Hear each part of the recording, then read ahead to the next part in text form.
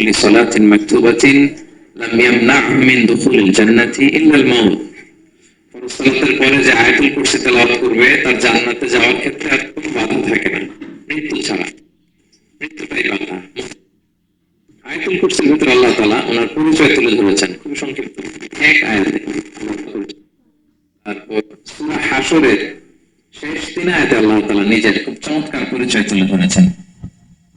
তারপরে এই সূরা ইখলাসের মধ্যে আল্লাহ তাআলা আরো সংক্ষিপ্ত পরিসরে ভেরি প্রিসাইজলি মাত্র ছোট্ট ছোট্ট 4টা আয়াতে নিজের পরিচয় তুলে ধরেছেন। তো কিভাবে আল্লাহ তাআলা নিজের পরিচয় আমাদের সামনে পেশ করলেন আমরা সেটাই আজকে শুনবার চেষ্টা করব ইনশাআল্লাহ। সূরাতুল ইখলাস আপনারা কি জানেন এটা কোরআনের কততম পারায় অবস্থিত? 30তম পারায়। এবং এই সূরাটি মাক্কি সূরা। কি সূরা? কোরআনের সর্বশেষ পারায় অবস্থিত 30তম পারায়। আয়াত সংখ্যা তো আমরা শুরুতেই বললাম কয়টি? 4টি। এই সূরাটি কোরআনের যে সূরার ধারাক্রম সেই ধারাক্রম অনুসারে 112 নম্বর সূরা। কত নম্বর? 112 নম্বর সূরা। এই সূরাটা মক্কাতুল মুকাররমাতে নাযিল হওয়ার কিছু প্রেক্ষাপট আছে। প্রেক্ষাপটগুলো হচ্ছে আরবরা বংশকে খুব গুরুত্ব দেয়, বংশ প্রিজার্ভ করা, লিনিয়েজকে প্রিজার্ভ করা। এবং তারা মানুষকে দেখে, শুধু মানুষ তো না, মানুষের পায়ের ছাপ দেখে বলে দিতে পারতো তার বাবাকে, তার বাবাকে, পরদাদাকে, 14 পুরুষের নাম বলে দিতে পারতো। শুধু মানুষই না, তারা উটের পায়ের ছাপ দেখে, উটের পায়ের, মরুভূমির বালুতে উটের পায়ের ছাপ দেখে ওই উট কোন বংশের, ওই বংশের ওর নাম কি, ওর বাবার নাম কি, ওর দাদার নাম কি, 14 পুরুষ এরকম ছিল। এবং তারা দুজন মানুষকে যদি ঢেকে রাখা হয় সারা শরীর, শুধু পায়ের একেবারে শেষের দিকের ছোট আঙ্গুল দেখে, এটাকে ইলমুল কিয়াফা বলে, ওই ছোট আঙ্গুলের শেপ দেখে ওরা বলে দিতে পারতো সে কোন বংশে, তার বাবার নাম কি, দাদার নাম কি, 14 পুরুষ। তারা এই লিনিয়েজকে প্রিজার্ভ করতো আর কি এইভাবে। এবং এই বংশ পরিক্রমা মুখস্থ করা, জানা, জিজ্ঞেস করা, এটাকে গুরুত্ব দিত। তো তারা আল্লাহকেও আমাদের মতো এরকম একজন সত্তা ভেবে আল্লাহ ইসলামকে জিজ্ঞেস করতেছে যে ইদান খালাকাল্লাহু কুল্লা শাই ফামান খালাকাল্লাহ। মুহাম্মদ, তুমি তো বলো যে আল্লাহ নাকি সব সৃষ্টি করেছে, তো আল্লাহকে কে সৃষ্টি করেছে? অথবা বলো যে আল্লাহর বাবাকে, আল্লাহর দাদাকে, আল্লাহর পরদাদাকে, আল্লাহর বংশটা বলো। তো তখন এই তাদের এই প্রশ্নের জবাবে আল্লাহ তাআলা সূরাতুল ইখলাস নাযিল করেন যে কুল হুয়াল্লাহু আহাদ। নবী আপনি বলুন আল্লাহ হচ্ছেন এক, অদ্বিতীয়, ইউনিক, অ্যাবসলিউট। আল্লাহুস সামাদ, তিনি হচ্ছেন সামাদ, তিনি কারোর প্রতি নির্ভরশীল নন, অমুখাপেক্ষী। লাম ইয়ালিদ ওয়া লাম ইউলাদ, তিনি কাউকে জন্ম দেনও নাই, আবার তিনি কারো কাছ থেকে জন্ম নেনও নাই। ওয়া লাম ইয়াকুল লাহু কুফুয়ান আহাদ, তার সমকক্ষ, তার মতো, তার সিমিলার মহাবিশ্বে দ্বিতীয় কেউ নাই। সুবহানাল্লাহ। এটা হচ্ছে শানে নজুল, কোন প্রেক্ষাপটে নাযিল হয়েছে, এটা হচ্ছে একটা বর্ণনা। আরেক বর্ণনা এসেছে মক্কার মুশরিকরা জিজ্ঞেস করতে আরম্ভ করলো, ইয়া মুহাম্মদ, আমরা জানি মানুষ মাটির তৈরি, ফেরেশতারা নূরের তৈরি, মানে আলোর তৈরি, এরপর জিনেরা আগুনের তৈরি, আল্লাহ কিসের তৈরি? আল্লাহ তাআলা বাইয়িন লানা জিনসা রাব্বিক, তোমার আল্লাহর জিন্স বর্ণনা করো, সে কোত্থেকে আসছে, কি দিয়ে, কোন জিন্স থেকে, মানে কোন জিনিস থেকে তৈরি? তখন আল্লাহ তাআলা এই সূরাটা নাযিল করলেন, কুল হুয়াল্লাহু আহাদ আল্লাহুস সামাদ লাম ইয়ালিদ ওয়া লাম ইউলাদ ওয়া লাম ইয়াকুল লাহু কুফুয়ান আহাদ। এইভাবে অনেকগুলো বর্ণনা পাওয়া যায় যে এরকম এরকম প্রেক্ষাপটে যখন রাসূল সাল্লাল্লাহু আলাইহি ওয়াসাল্লাম তারা এই সমস্ত প্রশ্ন জিজ্ঞেস করে, তখন তাদের প্রশ্নের জবাব স্বরূপ আল্লাহ তাআলা 4 আয়াত বিশিষ্ট এই সূরাটি নাযিল করেন। তাহলে সূরা কোন প্রেক্ষাপটে, কোন সিচুয়েশনে সূরাটা নাযিল হলো, এটা সবার কাছে ক্লিয়ার না? এখন এই সূরার কিছু ফজিলত পাওয়া যায়। আপনারা তো সূরার নাম শুনেছেন সূরাতুল ইখলাস। ইখলাস শব্দের অর্থ হচ্ছে সিনসিয়ারিটি, আন্তরিকতা বা একনিষ্ঠতা। যেহেতু এই সূরায় একনিষ্ঠতার সাথে আল্লাহ তাওহীদের ঘোষণা দেওয়া হয়, এজন্য এই সূরার নাম হচ্ছে সূরাতুল ইখলাস। আবার এই সূরাকে সূরাতুত তাওহীদও বলে, যেহেতু আল্লাহর একত্ববাদের ঘোষণা এই সূরায় দেওয়া হচ্ছে, ওয়াননেস অফ গড। আবার এই সূরার একটা নাম হচ্ছে সূরাতুল মারিফা, যেহেতু এই সূরা মারিফা মানে জানা বা চেনা, যেহেতু এই সূরা পড়ার মধ্যে দিয়ে আল্লাহর পরিচয় জানা যায়, আল্লাহকে চেনা যায়, এজন্য সূরার নাম সূরাতুল মারিফা। আচ্ছা, এই সূরার অনেক ফজিলত আছে, অনেক ফজিলত। আমরা কয়েকটা ফজিলত আপনাদের সামনে শেয়ার করবো ইনশাআল্লাহ। এই সূরার 1 নম্বর ফজিলত হচ্ছে রাসূল সাল্লাল্লাহু আলাইহি ওয়াসাল্লাম বিভিন্ন সুন্নত নামাজের দ্বিতীয় রাকাতে এই সূরাটা পড়তেন। যেমন ফজরের 2 রাকাত সুন্নত আছে না? ফজরের 2 রাকাত সুন্নতের দ্বিতীয় রাকাতে রাসূল সাল্লাল্লাহু আলাইহি ওয়াসাল্লাম এটা পড়তেন। প্রথম রাকাতে সূরা কাফিরুন, দ্বিতীয় রাকাতে সূরা ইখলাস এটা পড়তেন।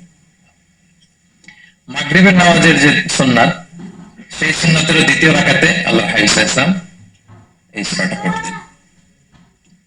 তাওয়াফ করার পরে 2 রাকাত নামাজ পড়তে হবে, জানেন? ওই 2 রাকাত নামাজে রাসূল সাল্লাল্লাহু আলাইহি ওয়াসাল্লাম প্রথম রাকাতে সূরাতুল কাফিরুন, দ্বিতীয় রাকাতে সূরাতুল ইখলাস পড়তেন। বিতরের সালাতে শেষ রাকাতে আল্লাহ হাবিব সাল্লাল্লাহু আলাইহি ওয়াসাল্লাম সূরাতুল ইখলাস পড়তেন। এই মর্মে অনেকগুলো হাসান হাদিস আছে। তাহলে কখন কখন সূরাতুল ইখলাস পড়তেন রাসূল সাল্লাল্লাহু আলাইহি ওয়াসাল্লাম? কোন নামাজে? ক্লিয়ার না? ফজরের 2 রাকাত সুন্নত নামাজের শেষের রাকাতে, মাগরিবের 2 রাকাত সুন্নত নামাজের শেষের রাকাতে, তাওয়াফের পরে যে 2 রাকাত পড়তে হয় শেষের রাকাতে, বিতরের সালাতে শেষ রাকাতে। এই সূরাটাকে আল্লাহ হাবিব সাল্লাল্লাহু আলাইহি ওয়াসাল্লাম সুলুসুল কোরআন বলেছেন, 1/3 অফ দ্য কিতাব। কোরআনের 3 ভাগের 1 ভাগ। সূরাতুল ইখলাস তা'দিলু সুলুসাল কোরআন। সূরা ইখলাস হচ্ছে কোরআনের 3 ভাগের 1 ভাগ। তার মানে আপনি যদি একবার সূরা ইখলাস পড়েন, কয়বার তেলাওয়াতের সওয়াব? 2 বার পড়লে, 3 বার পড়লে, 3 বার পড়লে 1 খতম কোরআনের সওয়াব। আলহামদুলিল্লাহ। কেউ বলেন যেহেতু আল্লাহর একত্ববাদের কথাবার্তা কোরআনে 1/3 মানে 1/3 জুড়ে আছে, সেহেতু সূরাতুল ইখলাস সুলুসুল কোরআন মানে হচ্ছে যে কোরআনের 3 ভাগের 1 ভাগে আল্লাহ যা নিয়ে কথা বলেছে সূরাতুল ইখলাসের ভিতরেই সেটা সংক্ষেপে চলে আসছে। এজন্য এটাকে বলা হয় 1/3 অফ দ্য বুক, কোরআনের 3 ভাগের 1 ভাগ। এটা আরেকটা, এই হাদিসটা মুতাওয়াতির হাদিস। সূরাতুল ইখলাস তা'দিলু সুলুসাল কোরআন, এটা এমন সংখ্যক, বেশি বেশি সংখ্যক সাহাবী প্রতিটি জেনারেশনে বর্ণনা করেছে, সাহাবী, তাবী, তাবী, তাবী। এই হাদিসের ব্যাপারে কোনো ডাউট তৈরি হয় না, কোনো সাসপিশন তৈরি হয় না। খুবই ভ্যালিড হাদিসটা, যেটা কোরআনের 3 ভাগের 1 ভাগ। আচ্ছা, আল্লাহ হাবিব সাল্লাল্লাহু আলাইহি ওয়াসাল্লাম আরেকটা হাদিসে এসেছে, এক সাহাবীকে কুবা পল্লীতে ইমাম করে পাঠিয়েছেন। মদিনা মসজিদে নববীর পাশে একটা মসজিদ আছে, মসজিদে কুবা, সেই মসজিদের ইমাম করে এক সাহাবীকে পাঠিয়েছেন। ওই সাহাবীর একটা অভ্যাস ছিল, উনি প্রত্যেক রাকাতে সূরা ফাতিহার পরে আগে সূরা ইখলাস পড়তেন। ধরেন প্রথম রাকাতে সূরা ফাতিহার পরে ইখলাস, এরপর একটা সূরা পড়তেন। দ্বিতীয় রাকাতে সূরা ফাতিহার পরে আবার সূরা ইখলাস, এরপর একটা সূরা পড়তেন। ধরেন যে জুমার নামাজ 2 রাকাত, উনি ফাতিহার পরে প্রথমে কোন সূরাটা পড়ে নিতেন, এরপরে অন্য যে কোনো একটা সূরা। দ্বিতীয় রাকাতে সূরা ফাতিহার পরে কোন সূরাটা প্রথমে পড়ে নিতেন? ইখলাসের। এইটাই ওনার স্বভাব। প্রত্যেক নামাজে যদি কোনো ইমাম সাহেব শুধু সূরা ইখলাস পড়ে, একটু খারাপ লাগবে না আমাদের? ওনার মুসল্লিদেরও তাই লেগেছে। ওনারা জিজ্ঞেস করলেন, তুমি এটা কেন করো? এরকম না করে স্বাভাবিকভাবে পড়ো। তো উনি বললেন, না, আমি এইভাবেই পড়বো, আমি যেভাবে পড়তেছি এইভাবেই পড়বো, পড়লে পড়ো, নাহলে তোমাদের হিসাব তোমাদের। তো তারা যে রাসূল সাল্লাল্লাহু আলাইহি ওয়াসাল্লামের কাছে বিচার দিল যে, ইয়া রাসূলুল্লাহ, দেখেন, একজন ইমাম আপনি আমাদের জন্য নির্ধারণ করেছেন, উনি প্রত্যেক রাকাতে সূরা ইখলাস পড়ে, ইন এভরি সিঙ্গেল রাকাত সূরা ইখলাস পড়ে। তো রাসূল সাল্লাল্লাহু আলাইহি ওয়াসাল্লাম তাকে ডাকলেন, ডেকে বললেন, ঘটনা কি? তুমি নাকি এরকম করো, প্রত্যেক রাকাতে ফাতিহার পরে আগে ইখলাস দিয়ে শুরু করো, কেন কেন করো? সে বলতেছে, ইয়া রাসূলুল্লাহ, হ্যাঁ, আমি আসলে এমনটা করি, কারণ আমি এই সূরাটাকে বড্ড ভালোবাসি। কারণ ফিহি সিফাতুর রহমান, এই সূরার ভেতরে আল্লাহর পরিচয় মেলে, আল্লাহর পরিচয় পাওয়া যায়, যেন সূরাটাকে আমি বড্ড ভালোবাসি। রাসূল সাল্লাল্লাহু আলাইহি ওয়াসাল্লাম বললেন, ঠিক আছে, তোমার অভ্যাসের পরিবর্তন করার দরকার নেই। হুব্বুকা ইয়াহা ইউদখিলুকাল জান্নাহ, এই সূরার প্রতি তোমার এই ভালোবাসাই তোমাকে জান্নাতে প্রবেশ করাবে। আরেক বর্ণনায় এসেছে, তুমি যেমনি আল্লাহর পরিচয় থাকার কারণে সূরাটাকে ভালোবাসো, আল্লাহ জানিয়েছেন যেন তোমাকে জানাই আল্লাহ তোমাকে ভালোবাসে। ফিহি সিফাতুর রহমান, এই সূরার ভেতরে রহমানের পরিচয় পাওয়া যায়, আল্লাহ সুবহানাহু ওয়া তাআলার পরিচয় পাওয়া যায়।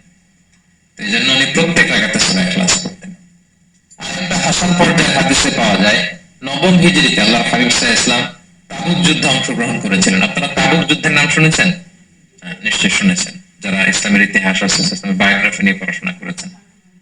তাবুক হচ্ছে অনেক দূরে, মদিনা থেকে, খুব কষ্টের সফর ছিল। তখন খেজুর পেকে সবার ঘরে খেজুর, পাকা খেজুর উঠাতে হবে, আবার প্রচন্ড গরম, আবার সফরের দূরত্ব অনেক বেশি। এই সফরে মূলত কোনো যুদ্ধ সংঘটিত হয়, তাবুক যুদ্ধে কোনো যুদ্ধ হয় নাই। কয়েক সপ্তাহ লাগছে যেতে, কয়েক সপ্তাহ ফিরতে, এতটুকুই। জাস্ট কে পাক্কা ইমানদার আর কারা মুনাফিক, হিপোক্রিট, এটাকে ক্লিয়ার করার জন্য আল্লাহ তাআলা এই যুদ্ধের আহ্বান জানিয়েছেন যে যাও, অ্যাটাক করো, তাবুকে যাও। বিশাল বাহিনী, প্রায় বিশাল একটা বাহিনী যে তাবুকে চলে গেল। রাসূল সাল্লাল্লাহু আলাইহি ওয়াসাল্লাম যখন তাবুক যুদ্ধে ছিলেন, এই অভিযানে ছিলেন, তখন মদিনায় এক সাহাবী ইন্তেকাল করেন, নাম হচ্ছে মুআবিয়া ইবনে মুআবিয়া আল মুজানি। তো উনি ইন্তেকাল যখন করলেন, রাসূল সাল্লাল্লাহু আলাইহি ওয়াসাল্লাম তো এত দূর থেকে এটা জানতেন না। জিবরাইল ইসলাম এসে বললেন, ইয়া রাসূলুল্লাহ, মদিনাতে আপনার সাহাবী মুআবিয়া ইন্তেকাল করেছে। মুআবিয়া ইবনে আবি সুফিয়ান একজন সাহাবী আছে, উনি নয়, মুআবিয়া ইবনে মুআবিয়া আল মুজানি। তখন বললেন, ইয়া রাসূলুল্লাহ, আপনি এই 30,000 সাহাবী নিয়ে এখানেই মরুভূমির মধ্যেই তার গায়েবানা জানাজা পড়েন, আমরাও আছি আপনার সাথে, আমরাও শরীক হব। রাসূল সাল্লাল্লাহু আলাইহি ওয়াসাল্লাম এত দূরে তাবুক থেকেই মুআবিয়া ইবনে মুআবিয়া আল মুজানি রাদিয়াল্লাহু তাআলা আনহুর গায়েবানা জানাজায় শরীক হলেন। এই গায়েবানা জানাজায় সাহাবাদের সাথে ফেরেশতারা শরীক হয়েছিলেন, দুই কাতারে, পেছনে দুই কাতার, প্রতি কাতারে 70,000 ফেরেশতা। জানাজা শেষে দোয়া শেষে আল্লাহর হাবিব সাল্লাল্লাহু আলাইহি ওয়াসাল্লাম বললেন যে, জিবরিল, ঘটনা কি? মুআবিয়ার এত স্ট্যাটাস, এত মর্যাদা, কি কারণে তুমি দুই কাতারে 70,000 হলে 1,40,000 বিশাল ফেরেশতাদের বহন নিয়ে তুমি জানাজায় জয়েন করলে, কারণ কি? কি তার মর্তবা? জিবরাইল ইসলাম বললেন, ইয়া রাসূলুল্লাহ, আপনার সাহাবী মুআবিয়ার বৈশিষ্ট্য ছিল তিনি কাইমান আও কাঈদান, দাঁড়িয়ে অথবা বসে, মাশিয়ান আও রাকিবান, আরোহণ অবস্থায় অথবা চলন্ত অবস্থায়, উঠতে বসতে চলতে ফিরতে সবসময় সে পড়তে থাকতো কুল হুয়াল্লাহু আহাদ আল্লাহুস সামাদ লাম ইয়ালিদ ওয়া লাম ইউলাদ ওয়া লাম ইয়াকুল লাহু কুফুয়ান আহাদ। এই সূরাটা ছিল তার ডেইলি ওজিফা, সবসময় উঠতে বসতে চলতে ফিরতে কোন সূরা পড়তো? সূরা ইখলাস পড়তো। এজন্য আল্লাহ তাআলার আদেশে আমরা 1,40,000 ফেরেশতা নিয়ে তার জানাজায় শরীক হয়েছে। সুবহানাল্লাহি ওয়া বিহামদিহি। তাহলে বুঝতে পারতেছেন এই সূরার মর্তবা কতটা পছন্দনীয় সূরা আল্লাহর কাছে, যদিও ছোট আয়াত কয়টা, কিন্তু আল্লাহর কাছে এটা ফজিলত অনেক বেশি।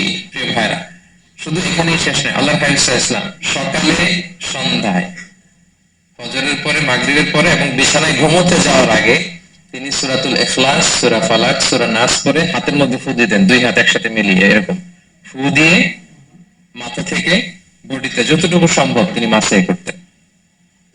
তিনটা সূরা শুরু হয়েছে কুল দিয়ে, এজন্য তিন সূরাকে একসাথে বলে কুল আস-সালাসা, মানে তিন কুল। এই তিন কুল তিনি ফজরের পর, মাগরিবের পর আর বিছানায় ঘুমোতে যাওয়ার আগে পরে হাতে ফু দিয়ে সারা গায়ে মেসেজ করতেন। আপনারা করেন? হ্যাঁ, অভ্যাসটা, ওজিফাটা আছে তো আপনাদের, না? করবেন এটা। এটা special protection, you will get a special protection from আল্লাহ সুবহানাহু ওয়া তাআলা। অনেকে দেখবেন ব্ল্যাক ম্যাজিক করে, ব্ল্যাক ম্যাজিক কিন্তু সত্য, ম্যাজিক করে সিহর করে আপনাকে দুর্বল করে ফেলবে। স্বয়ং আল্লাহর হাবিব সাল্লাল্লাহু আলাইহি ওয়াসাল্লামকে সিহর করা হয়েছিল, উনি কয়েক মাস স্ত্রীদের সাথে ফিজিক্যাল ইন্টিমেসিতে যেতে পারতেন না, এত দুর্বল হয়ে গেছিলেন। লাবিদ ইবনে আল-আসান নামে এক ইহুদি মিত্র, সে জাদু করেছিল রাসূল সাল্লাল্লাহু আলাইহি ওয়াসাল্লামকে। ওনার মাথার চুল চিরুনির ভেতর 11টা গিট দিয়ে সেই ব্ল্যাক ম্যাজিক করেছে। নবী সাল্লাল্লাহু আলাইহি ওয়াসাল্লাম কয়েক মাস অসুস্থ ছিলেন। পরে সূরা ফালাক নাস যখন নাযিল হয় তখন আল্লাহ তাআলা রাসূল সাল্লাল্লাহু আলাইহি ওয়াসাল্লামকে সুস্থ করে দিলেন। সাহাবীদেরকে নিয়ে কুয়ার নিচ থেকে, চিরুনি থেকে এই গিটগুলো খুলে খুলে রাসূল সাল্লাল্লাহু আলাইহি ওয়াসাল্লাম 11টা আয়াত তেলাওয়াত করলেন, রাসূল সাল্লাল্লাহু আলাইহি ওয়াসাল্লামকে সুস্থ করে দিল কে? আল্লাহ সুবহানাহু ওয়া তাআলা শিফা নসিব করলেন। তার মানে ব্ল্যাক ম্যাজিক সত্য, সিহর করে মানুষ। আপনার সফলতা, আপনার সাকসেস, এটা সবার ভালো লাগবে না, মনে রাখবেন। সবাই এটা পছন্দ করে না। আল্লাহ আইন ও হক, নজর কিন্তু সত্য, নজর সত্য, নজরের প্রভাব আছে, চোখের প্রভাব আছে। এজন্য কারো ভালো কিছু দেখলে মাশা আল্লাহ বলবেন, আল্লাহর দিকে ফিরিয়ে দিবেন ওটার কল্যাণ। কি বলবেন?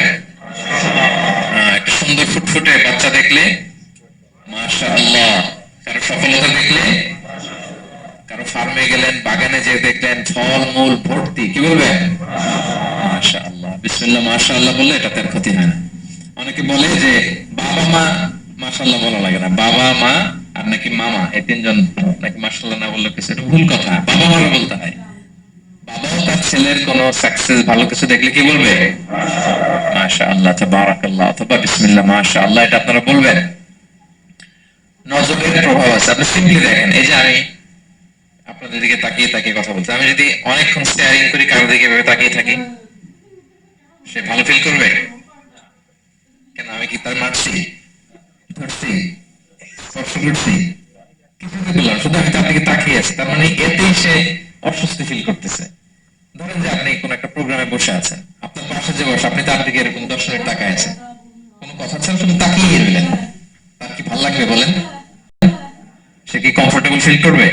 সে ভয় পাবে, সে ভয় পাবে, অস্বস্তি ফিল। আপনি কিছুই করেন নাই, না তাকে টাচ করেছেন, না ধরেছেন, ছুঁয়েছেন, কিন্তু শুধু তাকিয়ে আছেন। দেখেন নজরের কি প্রভাব। আল আইন হাক, নজর সত্যি। এজন্য কারো সাকসেস দেখলে আমরা সবসময় যেন মাশাআল্লাহ বলি। মাশাআল্লাহ ঠোঁটের সাথে মিলিয়ে রাখবেন। ভালো দেখলে কি বলবেন? মাশাআল্লাহ, মাশাআল্লাহ, বিসমিল্লাহ, মাশাআল্লাহ, মাশাআল্লাহ, তাবারাকাল্লাহ, এটা বলবেন।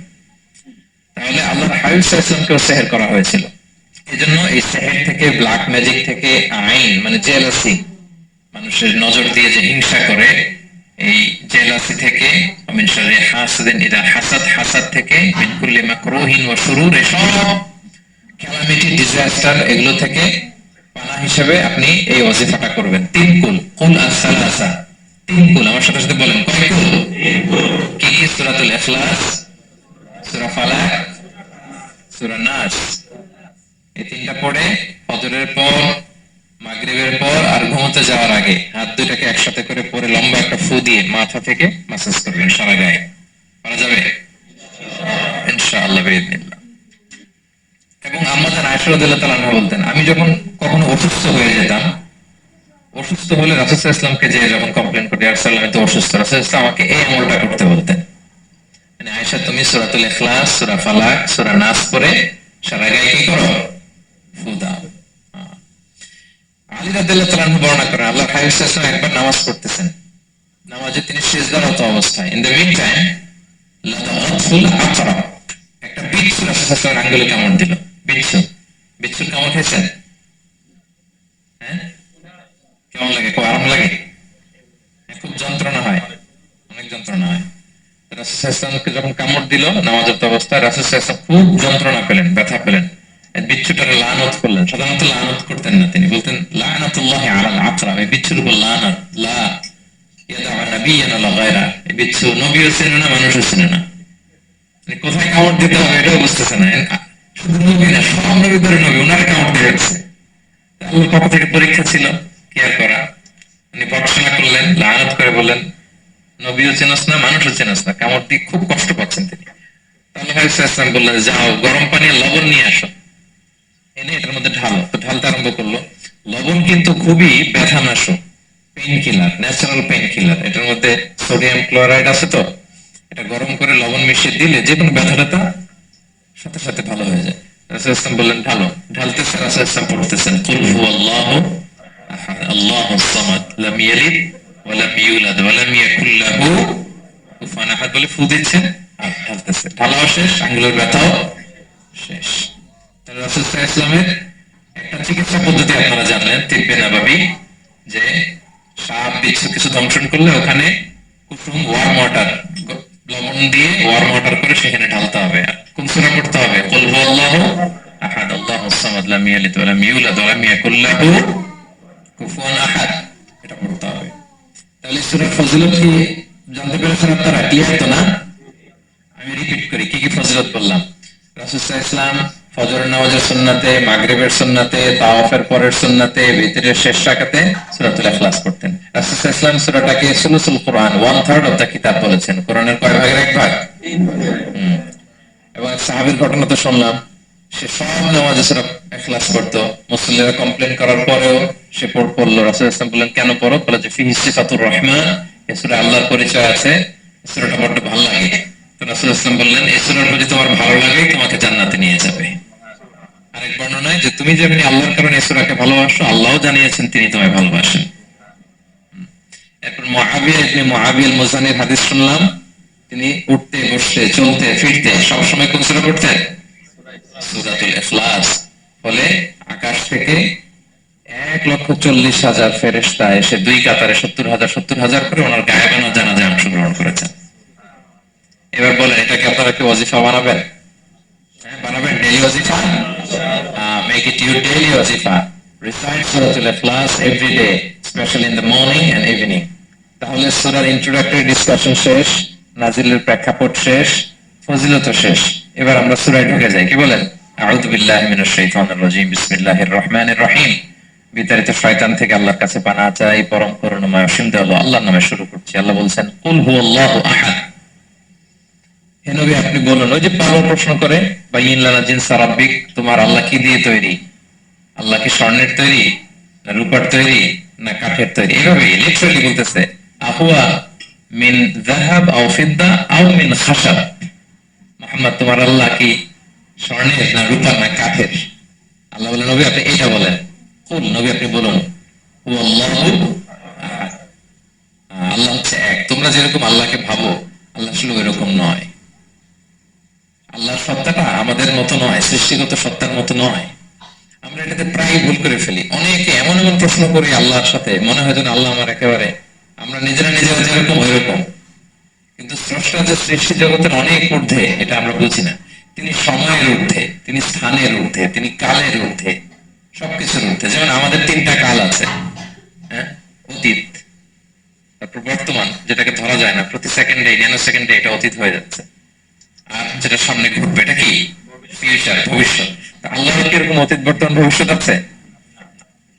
সময়টা আমাদের জন্য, উনি তো সময়ের স্রষ্টা, ওনার সাথে আপনি সময় সেট করতে পারবেন না, উনি সময়ের ঊর্ধ্বে। ফলে উনি এই ইবলিস যে আদেশ ভঙ্গ করা, আদম আলাইসাল্লাম এবং হাওয়া আলাইহিস সালাম পৃথিবীতে আসা, নূহ, দাউদ, হুদ, সালেহ থেকে শুরু করে এই একের পর এক নবী, শেষ নবী, বর্তমান সময়, ভবিষ্যৎ, দাজ্জাল, কিয়ামত, সব তিনি এট এ গ্ল্যান্সে দেখেন, একবারে ওনার চোখের সামনে। আমাদের মতো অতীত বর্তমান ভবিষ্যৎ ওনার নাই। আমরা যেমনি ভাব প্রকাশের জন্য ভাষা লাগে, এই যে আমি বাংলায় কথা বলতেছি আপনারা বুঝতেছেন, মালায়রা যারা মালাইতে কথা বলে, ইংলিশরা ইংরেজিতে কথা, চাইনিজে কথা বলে, ভাষা, উনি ভাষার স্রষ্টা, ফলে ওনার ভাষাও লাগে না। কিন্তু উনি বোঝানোর জন্য একটা ভাষা ইউজ করে আমাদের জন্য সহজ করে দিয়েছেন। একটা ভাষায় না বললে তো আমরা বুঝবো না, ফলে উনি আরবি ভাষায় কোরআনটাকে নাজিল করেছেন যাতে আমরা বুঝি। কিন্তু উনি ভাষার মুখাপেক্ষী না, ওনাকে সময়, কাল, ভাষা কোনো কিছু দিয়ে বাধা যায় না, উনি সবকিছুর ঊর্ধ্বে, সবকিছুর ঊর্ধ্বে। এবং আল্লাহ কোথায় আছেন? আমরা বলি যে আরশের উপরে আছেন। সেখানে ওই এরিয়াটা হচ্ছে লা সামান লা মাকান, ওখানে সময়, তারপর কাল, এগুলো ওখানে যায় না। আল্লাহর সাথে প্রশ্নগুলো একেবারেই অবান্তর।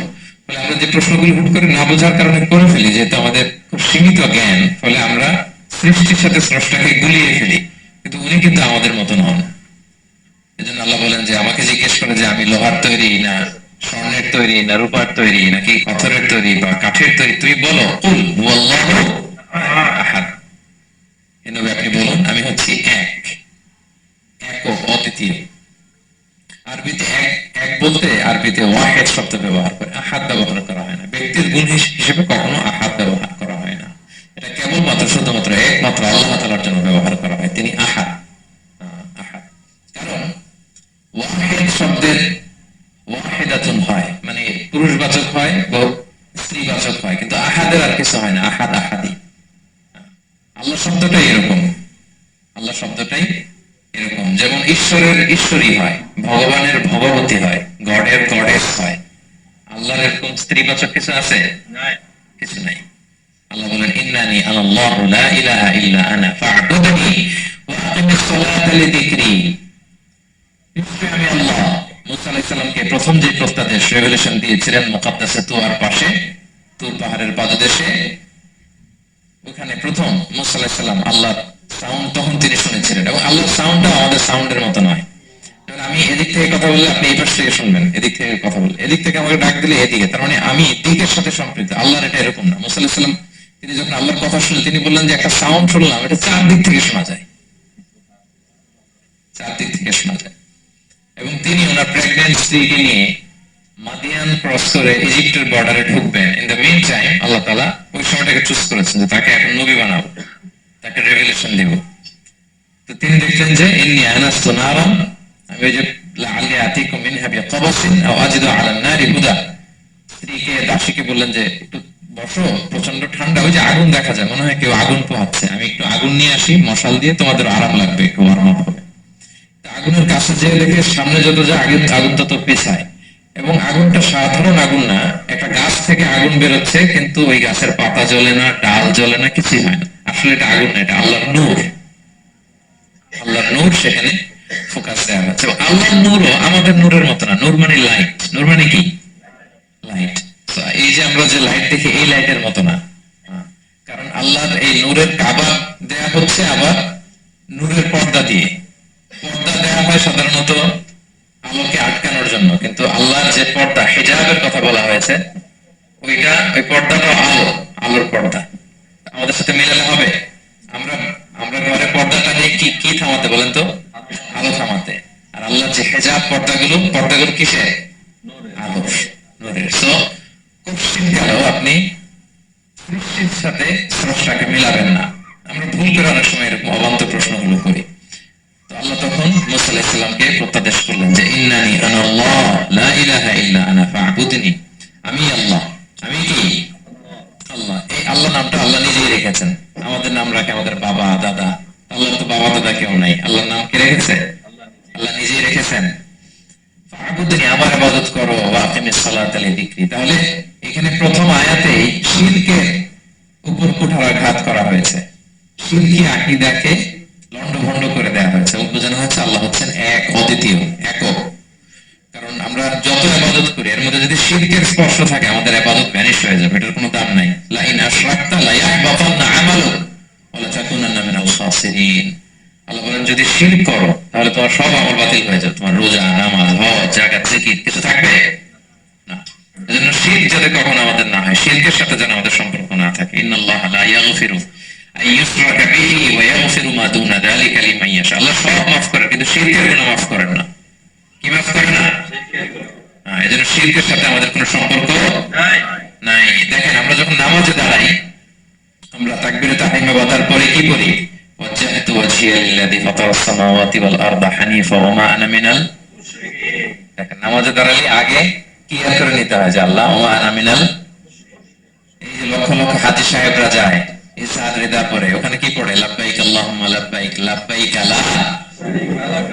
আগে হিসাব ক্লিয়ার যে আল্লাহ শিরকের সাথে ছিটেফোঁটা সম্পর্ক আমাদের নাই, আমরা একনিষ্ঠভাবে তোমার ইবাদত করি।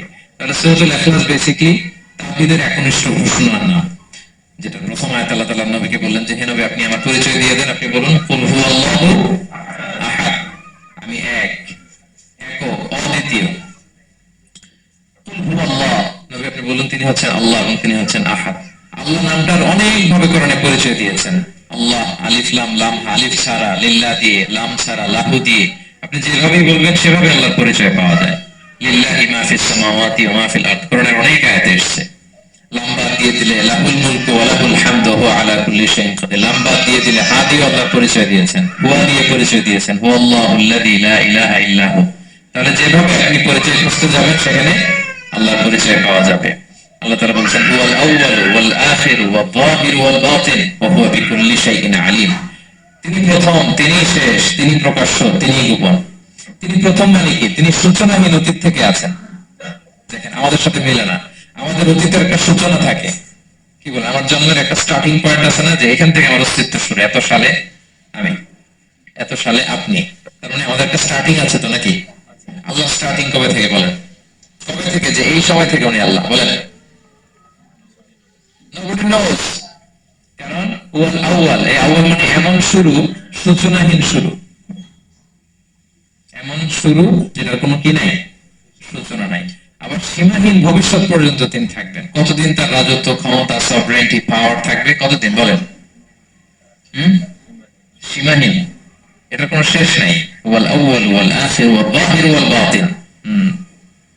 এবং সবকিছু ধ্বংস হবে তিনি ছাড়া। কুল্লু মান আলাইহা ফান ওয়া ইয়াবকা ওয়াজহু রাব্বিকা যুল জালালি ওয়াল ইকরাম। সব শেষ হবে, উনি অবিনশ্বর, শাশ্বত, চিরঞ্জীব। তাই বলে উনি আমাদের থেকে দূরে নন, খুব কাছে। আমরা ডাকলেই তিনি ডাকে সাড়া দেন। আমাদের সবকিছু তিনি দেখেন, অবজার্ভ করেন, মনিটর করেন। ওয়া নাহনু আকরাবু ইলাইহি মিন হাবলিল ওয়ারিদ। আমাদের এখানে একটা রগ থাকে, এই রগেরও কাছে, তার মানে খুব কাছে, খুব কাছে। আমরা তাকে না দেখলেও তিনি আমাদের দেখেন। লা তুদরিকুল আবসার ওয়া হুয়া ইউদরিকুল আবসার ওয়া হুয়াল লাতীফুল খাবীর। কোন চোখ তাকে দেখে না, কোন দৃষ্টি তাকে আয়ত্ত করতে পারে না, কিন্তু সকল দৃষ্টিকে তিনি আয়ত্তে রাখেন। সুবহানাল্লাহ। এভাবে আল্লাহ তাআলা খুব প্রিসাইজলি চারটা আয়াত দিয়ে নিজের পরিচয় দিয়েছেন। কুল হুয়াল্লাহু আহাদ, হে নবী আপনি বলুন তিনি আল্লাহ, তিনি অদ্বিতীয়। বাংলারও অনেক সীমাবদ্ধতার ফলে আমাকে এক একক এগুলো ইউজ করা লাগতেছে, কিন্তু আল্লাহর আহাদ বোঝাতে যে এক একক এটা যথেষ্ট না। এটা আমার লিমিটেশন, আমাদের লিমিটেশন, ভাষার লিমিটেশন। কিছু দিয়ে তো আমার অডিয়েন্সকে বা আমাদের বুঝতে হবে দ্য এসেন্স অফ গড। এজন্য আমরা বলি এক একক অদ্বিতীয়। অদ্বিতীয়টা খুব অনেকটাই পারফেক্ট। তাহলে তিনি হচ্ছেন আহাদ, এবং এই আহাদের লেসন দেওয়ার জন্য সব নবীরা এসে সব নবীরা একই কথা বলেছেন। আদম আলাইহিস সালাম থেকে শুরু করে বিষ্ণু আলাইহিস সালাম পর্যন্ত একই একই কথা বলেছেন যে ইয়া কওমি ইবুদুল্লাহ মা লাকুম মিন ইলাহিন গায়রু আফালা তা'কিলুন। হে আমার জনপদের লোকেরা, কি হলো তোমরা এত কিছু ইবাদত করো, দাসত্ব করো, তোমরা ইবাদত করবে এক সত্তা, তিনি কে? The essence of God. এজন্য আমরা বলি এক একক অদ্বিতীয়। অদ্বিতীয়টা খুব অনেকটাই পারফেক্ট। তাহলে তিনি হচ্ছেন আহাদ, এবং এই আহাদের লেসন দেওয়ার জন্য সব নবীরা এসে সব নবীরা একই কথা বলেছেন। আদম আলাইহিস সালাম থেকে শুরু করে বিষ্ণু আলাইহিস সালাম পর্যন্ত একই একই কথা বলেছেন যে ইয়া কওমি ইবুদুল্লাহ মা লাকুম মিন ইলাহিন গায়রু আফালা তা'কিলুন। হে আমার জনপদের লোকেরা, কি হলো তোমরা এত কিছু ইবাদত করো, দাসত্ব করো, তোমরা ইবাদত করবে এক সত্তা, তিনি কে? মা লাকুম মিন ইলাহিন গায়রু, তিনি ছাড়া কোনো ইলাহ তোমাদের নেই। তাহলে এই যে ওয়াননেস অফ গড, স্রষ্টা যে একজন, এই কনসেপ্টটাকে ক্লিয়ার করার জন্য এত এত নবীরা পৃথিবীতে হাজির হয়েছে। তাহলে আল্লাহ চমৎকার একটা নাম জানলাম আমরা, আহাদ। কি নাম? মজার ব্যাপার হচ্ছে এই নামকরণে আর কোথাও নেই। আহাদুন শব্দ যেটা আছে এটা অন্য অর্থে, এক এক অর্থে আর কি, কিন্তু আল্লাহর আহাদ করণে শুধু এই সূরাতেই এসেছে। আল্লাহর আহাদ নামটা শুধু এই সূরাতেই এসেছে, আহাদ আহাদ। আপনারা বেলাল রাদিয়াল্লাহু তাআলা আনহুর ঘটনা জানেন যে উমাইয়া ইবনে খালাফ খুব প্রচন্ড মাওলা ছিল, ওনার মনিব। এমন কোন অত্যাচার নাই যে ঈমান আনার কারণে বেলাল রাদিয়াল্লাহু তাআলার উপর করা হয়নি। পিটানো, চাবুক মারা, টানা হেঁচড়া করা, উত্তপ্ত মরুভূমিতে, যারা হজ উমরা করতে গিয়েছেন তারা তো দেখেছেন মরুভূমির পানি, ওখানে কত গরম, চাল ছেড়ে দিলে মরি হয়ে যাবে, ক্ষয় হয়ে যাবে। ওই উত্তপ্ত গরম বালুতে বেলাল রাদিয়াল্লাহু তাআলা আনহুকে শুইয়ে পেটের উপরে পাথর রেখে দেওয়া হয়েছে। তখন তিনি আল্লাহর একত্ববাদের ঘোষণা এই শব্দটা দিয়ে করেছেন। অস্ফুট কণ্ঠে উনি বারবার বলছিলেন আহাদ আহাদ আহাদুন আহাদ। তো আল্লাহ তাআলার এই নামটা, আহাদ নামটা, এই সূরা ছাড়া কোরআনের অন্য কোথাও আসেনি। তাহলে প্রথম আয়াতটা কি? কুল হুয়াল্লাহু। এ নবী তারা জিজ্ঞেস করে আমার বংশ কি, বাপ দাদা কই, কাঠের না মাটির না লোহার না সোনার, আপনি বলুন। কুল হুয়াল্লাহু, তিনি এক অদ্বিতীয়। আল্লাহুস সামাদ, তিনি হচ্ছেন সামাদ। আল্লাহর আরেকটা নাম আস-সামাদ, আল্লাহুস সামাদ। সামাদ শব্দের অনেকগুলো অর্থ পাওয়া যায়। সামাদের একটা মিনিং হচ্ছে যার উপরে আর কারো কোনো স্ট্যাটাস বা মর্যাদা নাই। আরবিতে বলে মানতাহা ইলাইহি সুদাদ ওয়া শারাফ, মর্যাদা, স্ট্যাটাস যত শীর্ষে পিকে যেতে পারে ওইটার নাম হচ্ছে সামাদ, এর উপরে নাই। সামাদের আরেকটা অর্থ হচ্ছে যে পরনির্ভরশীল নয়, মানে তার কারো উপর নির্ভর করা লাগে না, সে স্বয়ং সম্পূর্ণ। আচ্ছা, পৃথিবীতে এমন কারো নাম বলেন তো যে কোনোদিন কোনো কিছুতে কোনো কাজে অন্যের মুখাপেক্ষী হওয়া লাগে নাই, সে একা একা আত্মনির্ভরশীল স্বয়ং সম্পূর্ণ, এরকম একজনের নাম বলেন? আছে? কেউ নাই। কোনো না কোনো ভাবে আপনি পাওয়ারফুল কারো কথা বলবেন, এত আরো নির্ভরশীল, এরা রাস্তা দেখে না দিলে চলতেও পারে না, কোন দিকে যাইতে হবে এটা বলার জন্য 10 জন থাকে, এর ওয়াশরুমে নিয়ে যেতে হয় 10 জনের, এই সাপোর্ট ওই সাপোর্ট, এই প্রোটোকল, অনেক কিছু, এর লোক লাগে আরো বেশি। তার মানে সাহায্য ছাড়া চলতে পারে এমন কোন সত্তা পৃথিবীতে নাই। একটা সত্তা যার কারো কোনো সাহায্য লাগে না, যার কারোর প্রতি কোনো নির্ভরতা নাই, কারো কাছে ঠেকা নাই, গোটা বিশ্ব তার কাছে ঠেকা, তিনি কে? তার নাম সামাদ। তার নাম কি? আল্লাহ সামাদ, অমুখাপেক্ষী, অ্যাবসলিউটলি ইন্ডিপেন্ডেন্ট।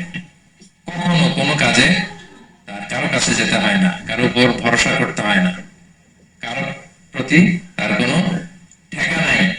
সব গোটা দুনিয়া তার কাছে ঠেকা, তার কাছে ফরিয়াদ করে, তার দিকে ঝুঁকে পড়ে আসতে বাধ্য। ওই সত্তার নাম হচ্ছে সামাদ। সামাদ ক্লিয়ার সবার কাছে? আল্লাহ তাআলা বলছেন ইয়া আইয়ুহান নাসু আনতুমুল ফুকারাউ ইলাল্লাহ ওয়াল্লাহু হুয়াল গনিয়ুল হামিদ। ওহে মানুষেরা, তোমরা হচ্ছে ফকির। ফকির বিমানা মুফতাকির ইলাল্লাহ, মানে মুখাপেক্ষী কার দিকে? ফুকারা ইলাল্লাহ আল্লাহু হুয়াল গনিয়ুল হামিদ। কিন্তু আল্লাহ কার প্রতি মুখাপেক্ষী নন। গনি, তিনি প্রাচুর্যশীল, হামিদ, সুপ্রশংসিত। সবাই তার কাছে ফরিয়াদ করে, তিনি কারো কাছে ফরিয়াদ, সবাই তার কাছে চায়, তিনি কারো কাছে চাওয়া লাগে না, সবাই তার কাছে মুখাপেক্ষী, তিনি কারো প্রতি মুখাপেক্ষী, তার নাম সমাদ। তার নাম কি? তাহলে সমাদ ক্লিয়ার। হ্যাঁ, লাম ইয়ালিদ ওয়া লাম ইউলাদ। লাম ইয়ালিদ, তিনি কাউকে জন্ম দেননি, ওয়া লাম ইউলাদ, তিনি নিজেও জন্ম নেন নাই।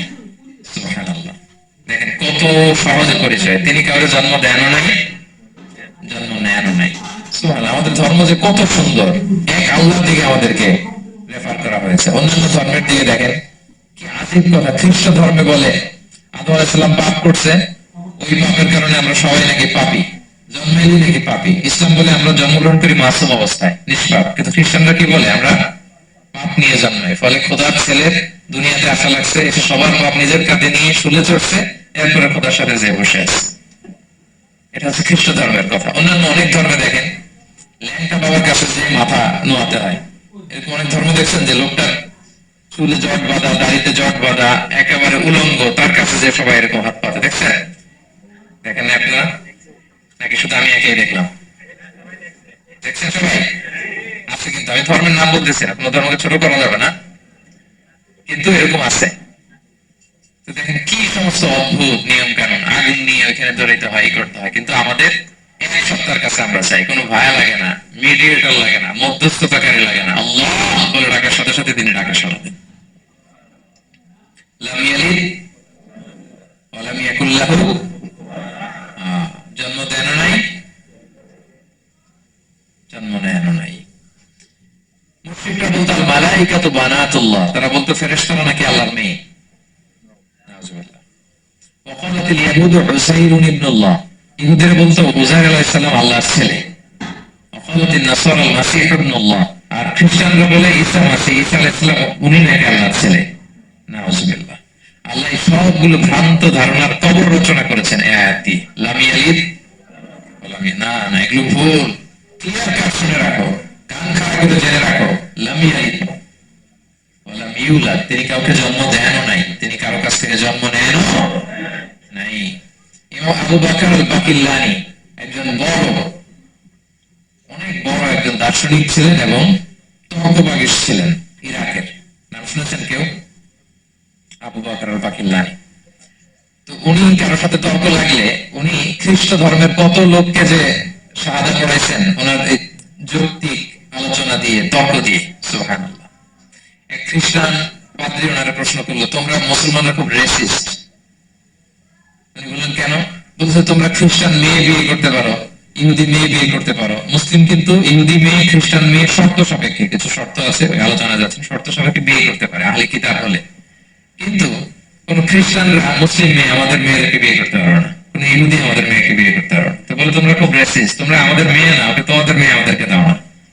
তো তিনি বলেন তোমরা তো ইহুদি, তোমাদের নবী হচ্ছে মুসা আলাইহিস সালাম, ওনাকে তো আমরা মানি, ওনার কথা তো কোরআনে আছে, যেন তোমাদের মেয়েকে বিয়ে করতে পারি। আর খ্রিস্টানদের নবী হচ্ছে ঈসা আলাইহিস সালাম, ওনাকেও মানি, ওনার মায়ের নামে বিশাল সূরাই আছে, সূরা মারিয়াম, আর ওনার ব্যাপারে হাজার শত শত আয়াত, এই জন্য তোমার খ্রিস্টানদের মেয়ে বিয়ে করতে পারে। তোমরা তো আমাদের নবী মুহাম্মদ সাল্লাল্লাহু আলাইহি ওয়াসাল্লামকে মানো না, মুহাম্মদ সাল্লাল্লাহু আলাইহি ওয়াসাল্লাম শেষ নবীটা তোমরা মানো, মানুষের সাথে মুসলমান হয়ে যাবে, এরপর আমাদের মেয়েকেও তোমরা বিয়ে করতে পারবে। এইভাবে উনি এমন ভাবে উত্তর দিতেন, বুহিদাল্লাযী কাফার, একেবারে লাজবাব হয়ে যেত। ওনার নাম যখন ছড়ালো, ইরাকের মুসলিম বাদশাহ ওনাকে কনস্টান্টিনোপলে পাঠাবেন, যেখানে রোমান এম্পায়ার। তো রোমান এম্পায়ার এরাও খুব প্রস্তুতি নিয়ে আসে যে আবু বকর আল বাকিল্লানিকে ডিল করা অনেক কঠিন, সে আসতেছে, তার সাথে কিভাবে কি করা যায়। আপনারা জানেন যে খ্রিস্ট সমাজের নিয়ম হচ্ছে রাজার দরবারে ঢুকতে গেলে কুর্নিশ করে ঢুকা লাগে। কি করে? মাথা নত করে, এরকম নিচের দিকে করে রূপের মতো করে এরপরে ঢোকা লাগে। এখন তারা প্ল্যান করতেছে যে আবু বকর বাকিল্লানি তো জীবনে আমার কুর্নিশ করবে না, আমার জন্য অপমান হয়ে যাবে, কি করা যায়, কি করা যায়। তো রাজার এক বড় উজির সে প্ল্যান করে একটা কাজ করেন, রাজদরবারে তাকে যখন ঢোকানো হবে তার জন্য একটা স্পেশাল গেট বানানো হবে, দরজাটা ফুল হবে না, হাফ হবে, অর্ধেক। তো অর্ধেক দরজা দিয়ে যখন সে ঢুকবে, সে তো বাধ্য মাথা নিচু করে ঢুকতে হবে, তাহলে রূপ হয়ে গেল, কুর্নিশ আপনাদের দেওয়া হয়ে গেল। বলে এই তো চমৎকার বুদ্ধি, ঠিক আছে একটা ছোট্ট দরজা বানাও। তো বানাইছে। উনি যখন কনস্টান্টিনোপলে পৌঁছলেন, ওনাকে নিয়ে আসালো রাজদরবার, বলতেছে এটা দিয়ে ঢুকতে হবে আমাদের, সবার ঢুকেন। তো সবাই এরকম মাথা নিচু নিচু করে ঢুকছে। উনি দেখে বুঝছে এটা তো কৌশল করছে আমার সাথে। তো উনি মাথা নিচু করছেন, কিন্তু এমনি না, উল্টা উল্টা হয়ে উনি মাথাটা পিছনে দিয়ে, বুঝতে পারছেন, উনি আবার টান হয়ে ঢুকতে তো হবে, পিঠটারে রাজার দিকে দিয়ে, নিতম্বটাকে রাজার দিকে দিয়ে, তারপরে উনি রুকু দিচ্ছে, উল্টা রুকু। তো এক হিসেবে পূর্ণ ছাড়ে, বরং আরো রাজাকে কি হচ্ছে, ইনসাল্ট করা হয়েছে। রাজা তো রেগে মেগে আগুন, সবাই রাজা বলছে জানতাম হয়ে কিছু একটা করবে। মানে এমন ভাবে উনি বুদ্ধি বের করে ওনাকে, ওনার সাথে আর করা যায় কেন, ওনার কথা আনলাম আনলাম এই জন্য, সেখানে যেও উনি পুরো রাজ দরবারকে তাক লাগিয়ে দিলেন এইভাবে। উনি দেখেন যে কনস্টান্টিনোপলের রোমান এম্পায়ারের পাশে পোপ বসা, পোপ ছিলেন তো, মানে তৎকালীন খ্রিস্টান সবচেয়ে বড় পাদ্রী। তিনি যে বলতেছে কাইফা হালু ইয়া কাহনাতুল মা'বাদ ওয়া কাইফাল আহল ওয়া কাইফাল আওলাদ, যে বলছে আরে সম্মানিত পোপ আপনি কেমন আছে, আপনার বউ কেমন আছে, আপনার সন্তান কেমন আছে। এই কথা শুনে রাজা রেগে মেগে আগুনে। আবু বকর বললেন এত বড় সাহস, তুমি জানো না উনি পোপ, পোপদের বিয়ে করা নিষেধ, তারা এত পবিত্র, তাদের স্ত্রী হয় না, তাদের স্ত্রী হয় না, তাদের সন্তান হয় না। একজন পবিত্র সন্তান সন্তান থাকে কি করে, স্ত্রী থাকে কি করে, তারা আমাদের পোপ। তাও বোকাল বাকিলানি বলে আপনাদের পোপের যদি স্ত্রী থাকলে ইজ্জত চলে যায়, সন্তান থাকলে সম্মান ক্ষুণ্ণ হয়, তাহলে আপনারা ঈসা আলাইহিস সালামকে আল্লাহর সন্তান কি করে বানান, মেরিকে আল্লাহর স্ত্রী কি করে বানান। সুবহানাল্লাহ, আল্লাহর সাথে আপনারা বউ সেট করতে পারেন, আল্লাহর সন্তান সাব্যস্ত করতে পারেন, কিন্তু আপনার পোপকে জিজ্ঞেস করলাম আপনার স্ত্রী কেমন আছে, আপনার বউ কেমন আছে, আপনার রেগে মেগে এখন। এই কথা শুনে ওই ওদিকে যারা আছে সব শাহাদা করে মুসলমান হয়ে গেছে। এরকম অনেক লোক ওনার বুদ্ধিমত্তা দেখে শাহাদা পড়ে পড়ে মুসলমান হয়ে গিয়েছে। এজন্য আল্লাহ তাআলা এই যে শিরকি আকীদার উপর কুঠারাঘাত করে তিনি বললেন লাম ইয়ালিদ ওয়া লাম ইউলাদ, তিনি জন্ম দেনও নাই জন্ম নেনও নাই, ওয়া লাম ইয়াকুল লাহু কুফুয়ান আহাদ। এই কুফু শব্দটা আল্লাহর জন্য যে ব্যবহার হয়েছে কোরআনে আর কোথাও নাই। এক হচ্ছে আহাদ আর এই কুফু আর কোথাও নাই। আল্লাহ বলেন ওয়া লাম ইয়াকুল লাহু কুফুয়ান আহাদ, তার সমকক্ষ কেউ নাই। আল্লাহর মতো similar, nothing is similar to him, equivalent to him. আল্লাহর মতো সিমিলার কিছু নাই। তাহলে আল্লাহ কার মতো? আল্লাহ আল্লাহর মতো। আল্লাহ কার মতো? আল্লাহর মতো। অন্য আয়াতে আল্লাহ তাআলা বলছেন লাইসা কামিসলিহি শাই, তার মতো কেউ নাই, তিনি তার মতো। তাহলে আল্লাহ কার মতো? আল্লাহর মতো। ওয়ালাম ইয়াকুল লাহু কুফুয়ান আহাদ, তার মতো কেউ নাই, তিনি তার মতো। তাহলে এই চার আয়াতে আল্লাহ পরিচয় পাইছেন আপনারা? তিনি এক, অদ্বিতীয়, তিনি অমুখাপেক্ষী, কারো কাছে হাত পাততে হয় না, সব হাত পেতে থাকে তার দরবারে। তিনি জন্ম দেনও নাই জন্ম নেনও নাই, তার মতো কেউ নাই। তো তাহলে আল্লাহর মতো কেউ নাই। আল্লাহ কার মতো? আল্লাহর মতো। তাহলে সূরাতুল ইখলাস ক্লিয়ার হয়েছে সবার? আল্লাহ নিজের পরিচয় দিলেন, তিনি এক, অদ্বিতীয়, তার কাছে চাইতে হয়। আমরা ফরিয়াদ করবো কার কাছে? বিপদে আপদে, যে কোনো বিপদে ক্রাইসিসে পড়লে কি করবেন, কার কাছে শেয়ার করবেন? নাকি ফেসবুকে শেয়ার করবেন? আমরা বিপদে পড়লে কোথায় শেয়ার দিয়ে দিই? প্রথমেই আমাদের শেয়ার দেওয়ার জায়গা কই? কিন্তু আসলে শেয়ার করতে হবে কার কাছে? প্রথমে আল্লাহর কাছে বলুন। তিনি আপনাকে বিপদ মুক্ত করতে পারেন, তিনি আপনাকে শান্ত করতে পারেন, আপনার অস্থিরতা দূর করতে পারেন, তিনি কেবল আপনাকে সফলতা দিতে পারেন, আর কেউ পারে না। এজন্য ফরিয়াদের হাত যেন আমরা তার দরবারে উঠাই। আল্লাহ তাআলা আমাদের সবাইকে কথাগুলো বোঝার, আমল করার তৌফিক দান করুক। হাযা মা ইনদি ওয়াল ইলমু ইনদাল্লাহি আলাইহি তাওয়াক্কালতু।